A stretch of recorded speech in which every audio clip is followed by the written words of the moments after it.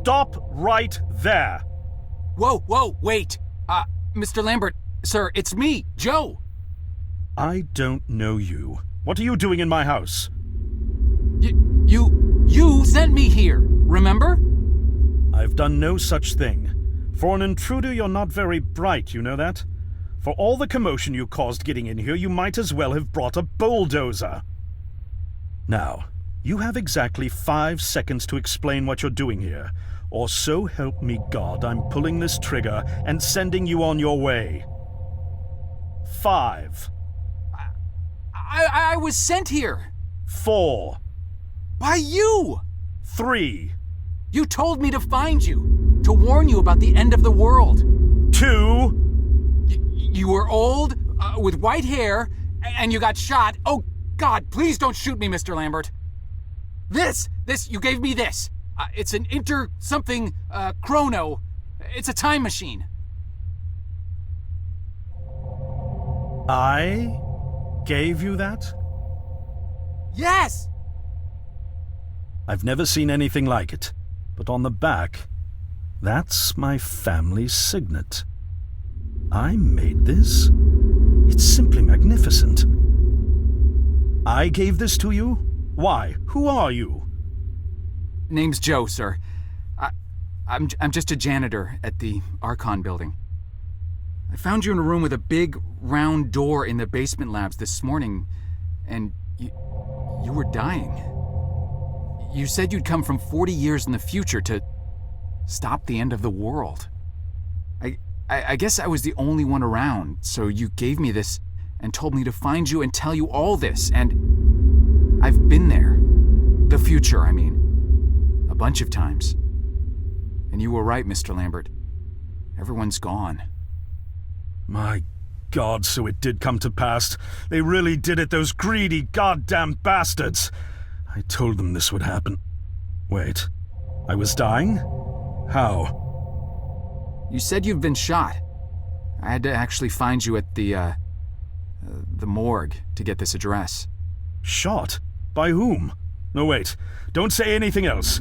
You succeeded in finding me, which means anything you tell me from this point on could alter the course of action that brought you to my doorstep. The less I know, the better. So, you've seen the future.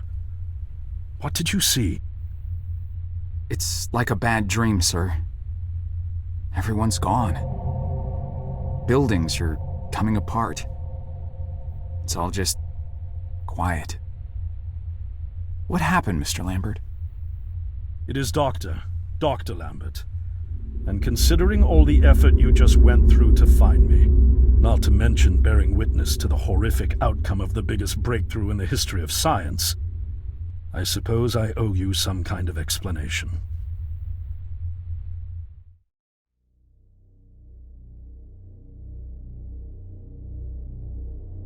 I was 24 when I got hired by Archon, or Athena as it was called back then. Athena was one of the many weapons R&D companies formed during the Second World War.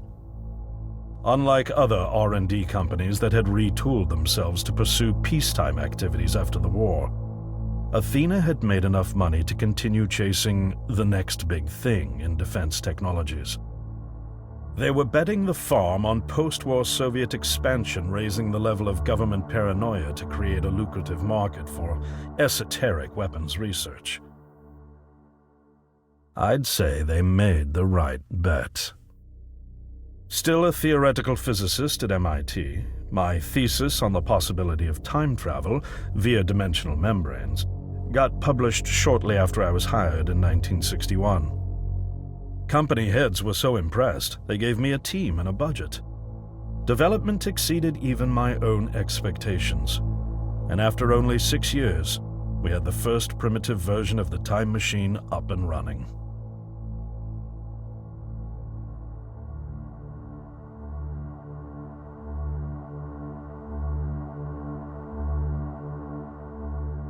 Our first successful trials involved sending simple objects into the future with a timed return.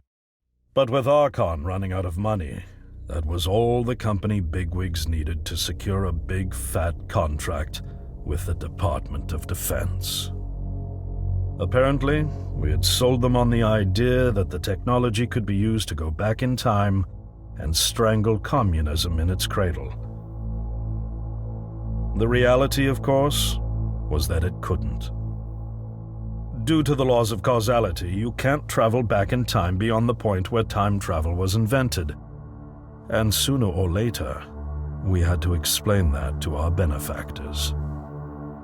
When they started pushing for progress reports, Archon management had to come clean, but instead chose to ease government concerns by claiming the technology could be used to bring back advanced weapons from the future. But this too was a lie.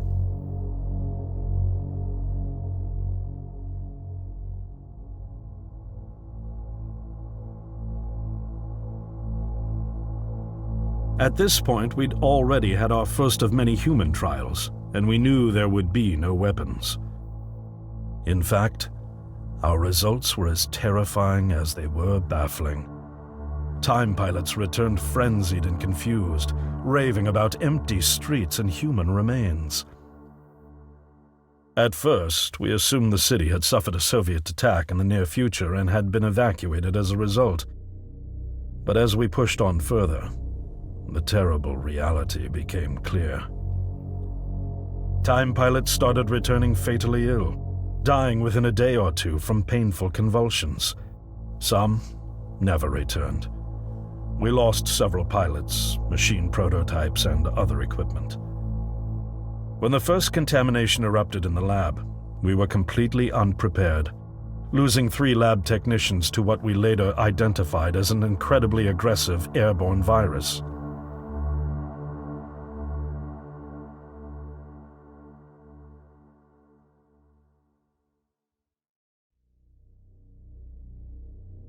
Although we weren't equipped to handle biohazards of this magnitude, management insisted we contain and study it. To keep our pilots and the virus alive long enough to study, we co-opted experimental cryotechnology from another project, Lazarus, and established a makeshift virus lab. Once again, the bigwigs managed to spin our setbacks into a success story for the Department of Defense, now claiming that the virus could be cultivated for use as a biological weapon. The team threatened to resign, but outrage was swiftly quenched by promises of massive salary increases and stock options. I didn't take the bribe. I'd witnessed the lethal efficiency of the virus firsthand. I knew there was only one way this was going to end, so I handed in my resignation and set up shop out here. For over a year, I've been working to recreate the technology to bring me back in time and prevent mankind's extinction from ever happening.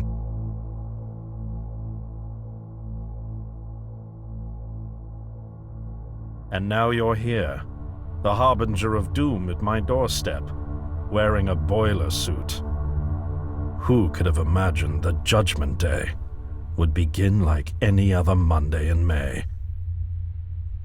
In any case, unfathomable as it may be that you were able to bring this information to me, knowing is only half the battle.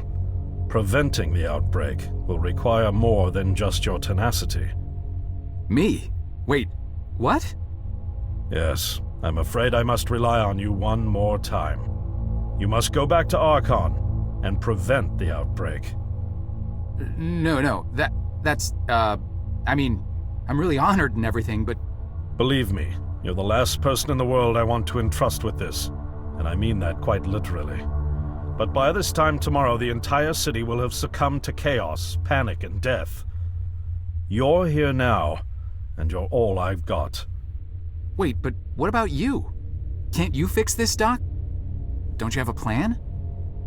I can't go myself, because that would break the law of causality. The only reason you are here to warn me now is because I was there to send you. And the only reason I was there to send you is because I was able to bring my work to fruition here. But... We've no time to waste. It's the only way. You told me you found me this morning, correct? Yes, but... That means I failed to stop it, and the outbreak has already begun.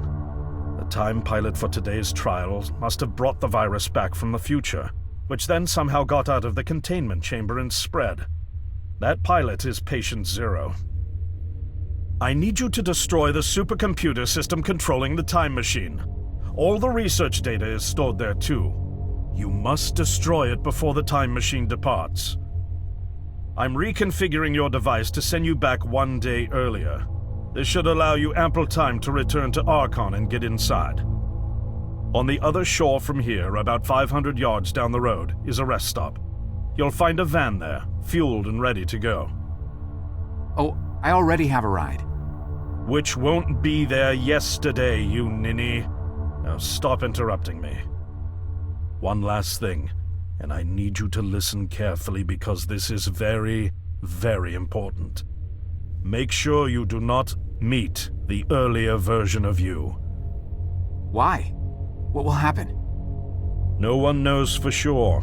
It's one of the conundrums not yet accounted for. There are theories, of course. None of them pleasant. Now, let's get you ready.